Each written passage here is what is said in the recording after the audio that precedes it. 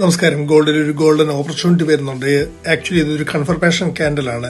ഇതൊരു റീടെസ്റ്റ് ആണ്. ഈ ഒരു പോയിന്റിലേക്ക് മാർക്കറ്റ് താഴേക്ക് വന്നു കഴിഞ്ഞാൽ, ഈ ഒരു റേഞ്ചിലേക്കൊക്കെ വന്നു കഴിഞ്ഞാൽ ബൈയിങ് പ്രഷർ കൂടുതലായിരിക്കും. 51, 52 ആ റേഞ്ചിലേക്ക് വന്നു കഴിഞ്ഞാൽ മാർക്കറ്റിൽ നല്ലൊരു ബൈയിങ് പ്രഷർ ഉണ്ടായിരിക്കും.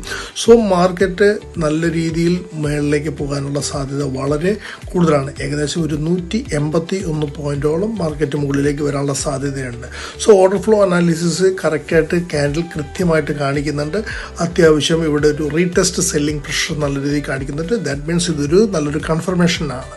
ഓക്കെ, മാർക്കറ്റിൽ ഏകദേശം ഒരു സ്റ്റോപ്പ് ലോസ് ഒക്കെ വെക്കാവുന്ന ഒരു ഏരിയ എന്ന് പറഞ്ഞു കഴിഞ്ഞാൽ ഈ ഒരു നെക്ക് ലൈനിന് ചുവടെ നമ്മൾ താഴെ ഒരു 5135 ചുവടെയൊക്കെ വരികയാണെങ്കിൽ സ്റ്റോപ്പ് ലോസ് വെക്കും. ഇൻ കേസ് മാർക്കറ്റിൻ്റെ നെഗറ്റീവ് വരണമെന്നുണ്ടെങ്കിൽ ഇവിടെ ഒരു സിമ്മട്രിക് ട്രയാങ്കിൾ വരികയും പോരാത്തതിന് ഈ ഒരു പോയിന്റിൽ ഏകദേശം മാർച്ച് 16 മൺഡേ ഈ ഒരു റേഞ്ച് വിട്ടിട്ട് മാർക്കറ്റ് സൈഡ് വേസ് വരികയാണെങ്കിൽ മാത്രം താഴേക്ക് പ്രതീക്ഷിച്ചാൽ മതി. അല്ലാത്ത പക്ഷം മാർക്കറ്റ് മുകളിലേക്ക് തന്നെയാണ് ടാർഗറ്റ് ഉള്ളത്.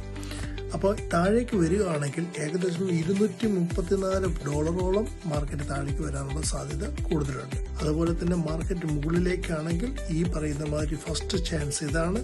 സെക്കൻഡ് ചാൻസ് ഈ ഒരു പോയിന്റിൽ നിന്ന് തന്നെ മുകളിലേക്കുമുണ്ട്. ഇല്ലാതല്ല, അത് കൃത്യമായി രണ്ടിൻ്റെയും സ്റ്റോപ്പ് ലോസ് ഒരേ ഏരിയ തന്നെയാണ് വരുന്നത്. ക്ലിയർ ആയെന്ന് വിശ്വസിക്കുന്നു. ഒരു ട്രേഡറെ സംബന്ധിച്ചിടത്തോളം പണ്ടത്തെ പോലെ റിസ്ക് എടുക്കേണ്ട കാര്യമൊന്നുമില്ല. കാരണം ഇപ്പം എല്ലാ ഡാറ്റയും അവൈലബിലിറ്റി ഉള്ളത് കൊണ്ട് തന്നെ മാർക്കറ്റിൽ ഇതെല്ലാം കണ്ട് തന്നെ നമുക്ക് കൃത്യമായി ട്രേഡ് എടുക്കാൻ സാധിക്കും. സോ ട്രേഡിംഗ് ശരിയായ രീതിയിൽ പഠിക്കുകയോ കൂടുതൽ വരുമാനം ഉണ്ടാക്കുകയോ. Thank you. This video is meant for educational purposes only and is not financial advice. Please do your own research before making any investment decision.